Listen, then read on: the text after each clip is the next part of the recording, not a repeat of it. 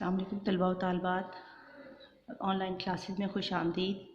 آج کا ہمارا سبق ہے ہجرت نبوی۔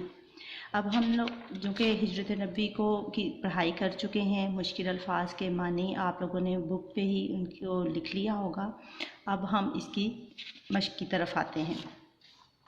ابھی ہم صرف جو کتاب میں کرنے والا کام ہے وہی کریں گے، کاپی ورک ہم نے بھی سٹارٹ نہیں کرنا۔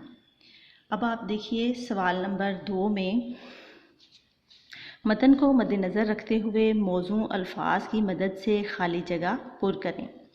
الف ہے، حافظ عالم نے مسلمانوں کو دارالامان ڈیش کی طرف رخ کرنے کا حکم دیا۔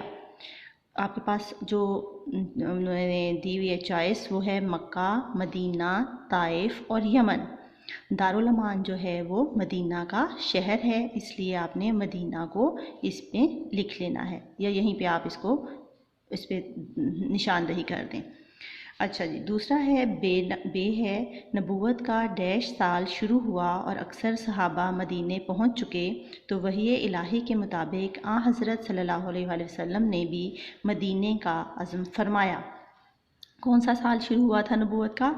12واں، 10واں، 13واں یا 15واں؟ تو آپ نے کتاب جیسا کہ اس سبق میں پڑھا ہے کہ وہ اس نبوت کا 13واں سال تھا جب آپ صلی اللہ علیہ وسلم نے مکہ سے مدینہ کی جانب ہجرت کی۔ جیم ہے، اس وقت بھی آپ صلی اللہ علیہ وسلم کے پاس بہت سی جمع تھیں۔ کیا تھیں جمع ان کے پاس؟ تلواریں، امانتیں، کھجوریں، نعمتیں۔ آپ صلی اللہ علیہ وسلم بہت امانت دار تھے، دیانتدار تھے، اس لیے دشمنی کے باوجود قریش مکہ آپ صلی اللہ علیہ وسلم کے پاس اپنی امانتیں رکھوایا کرتے تھے۔ اس لیے جب آپ صلی اللہ علیہ وسلم نے ہجرت کرنے کا ارادہ کیا تو آپ نے سوچا کہ ان امانتوں کو ان کے جو مالک ہیں وہاں تک ان تک پہنچانا چاہیے، تو اس لیے اس کا آپشن ہوگا امانتیں۔ آگے ہے جی دال۔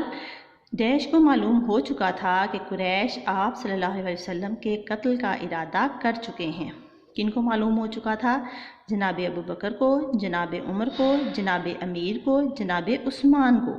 تو اس سبق کے مطابق یہاں پر ہمارا جو آپشن ہے وہ ہے جناب امیر۔ جناب امیر سے مراد حضرت علی رضی اللہ تعالیٰ عنہ کی شخصیت ہے۔ ڈیش سے پہلے قرارداد ہو چکی تھی۔ کن سے پہلے ہی قرارداد ہو چکی تھی؟ مطلب بات طے ہو چکی تھی کہ ہم لوگ کس وقت مکہ سے روانہ ہوں گے۔ وہ کون سی شخصیت تھی؟ جو یار غار ہے، حضرت عمر ہیں، حضرت زید ہیں، حضرت علی ہیں یا حضرت ابو بکر ہیں؟ تو آپ صلی اللہ علیہ وسلم کے ساتھ حضرت ابو بکر نے ہجرت کی تھی یہاں پہ، اس لیے حضرت ابو بکر کے آپشن پہ آپ نشاندہی کر لیں اس کی۔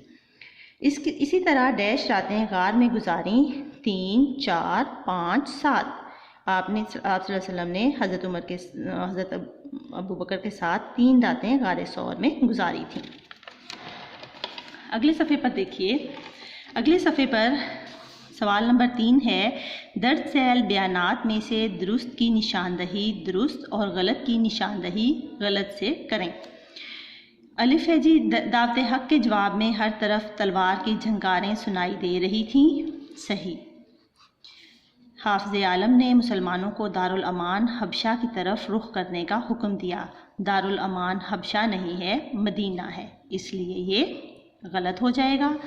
نبوت کے 13ویں سال اکثر صحابہ مدینے پہنچ چکے تھے۔ صحیح ہے۔ سب لوگوں نے ایک ہی رائے پیش کی۔ نہیں، ہر ایک کی رائے الگ الگ تھی، لیکن ابو جہل کی رائے پر اتفاق ہوا تھا۔ اہل عرب زنانہ مکان کے اندر گھسنا معیوب سمجھتے تھے، یعنی کہ وہ برا جانتے تھے کہ وہ کسی ایسے مکان میں گھسیں جہاں پہ خواتین رہتی ہوں، تو یہ بات درست ہے۔ فاتح خیبر کے لیے قتلگاہ فرش گل تھا۔ صحیح بات ہے۔ حضرت ابو بکر رضی اللہ تعالیٰ عنہ کا غلام رات گئے بکریاں چرا کر لاتا تھا۔ صحیح ہے۔ حضرت عائشہ رضی اللہ تعالیٰ عنہ گھر سے کھانا پکا کر غار میں پہنچا آتی تھیں۔ نہیں جی، یہاں پہ حضرت اسما کھانا پہنچا کر آتی تھیں، حضرت عائشہ اس وقت بہت کم عمر تھیں۔ صبح قریش کی آنکھیں کھلیں تو پلنگ پر حضرت صلی اللہ علیہ وسلم کے بجائے جناب امیر رضی اللہ تعالیٰ عنہ تھے۔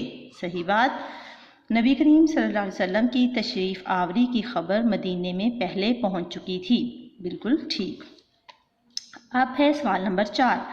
کالم الف میں دیے گئے الفاظ کو کالم ب کے متعلقہ الفاظ سے ملائیں۔ اب آپ یوں کریں کہ کالم الف میں جو الفاظ دیے گئے ہیں ان کی نمبرنگ کر لیں، 1 2 3 4 اینڈ 5۔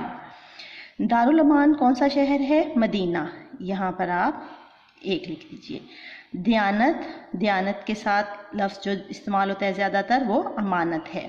قتلگاہ کون سا کیا تھی؟ فرش گل تھی۔